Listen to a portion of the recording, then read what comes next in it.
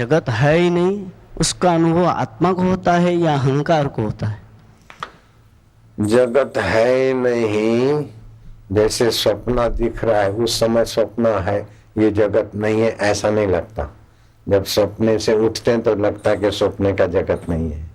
ऐसे ही अपने आत्मदेव में ठीक से जगते हैं तो फिर जगत की सत्यता नहीं दिखती, तो बोले जगत नहीं है।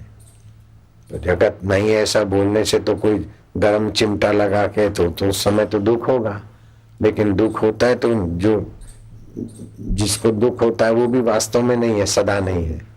तो जो सदा है उसमें स्थिति करके समझाने के लिए बोला जाता है जगत नहीं है।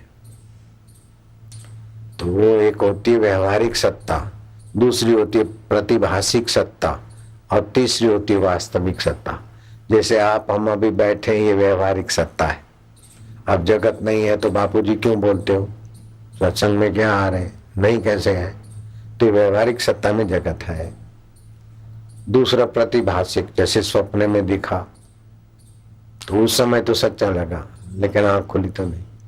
और तीसरा है वास्तविक सत्ता। इस समय भी वास्तविक सत्ता चैतन्य आत्मा की है, स्वप्न में भी वास्तविक सत्ता चैतन्य आत्मा की है, और ये दोनों नहीं है फिर भी जो वास्तविक सत्ता है उसमें टिक के बोलो तो जगत है नहीं।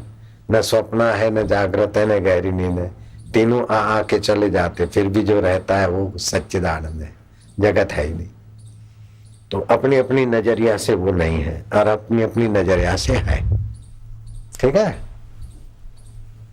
बाबूजी, आपके सेवा में सदा रुचि बनी रहे यही मैं चाहता हूँ। तो मेरी सेवा क्या है ये पहचान लो। मेरी कौन सी सेवा में रुचि बनी रहे?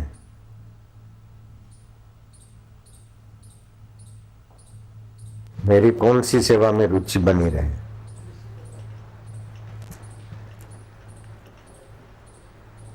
मेरी रुचि बनी रहे ये सवाल, ये इच्छा ही गलत है।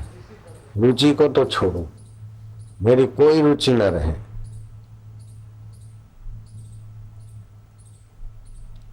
सेवा में रुचि बनेगी तो भोग की रुचि से बचने के लिए सेवा की रुचि अच्छी है, विकारों की रुचि से बचने के लिए सेवा की रुचि अच्छी है, लेकिन बाद में तो रुचि है।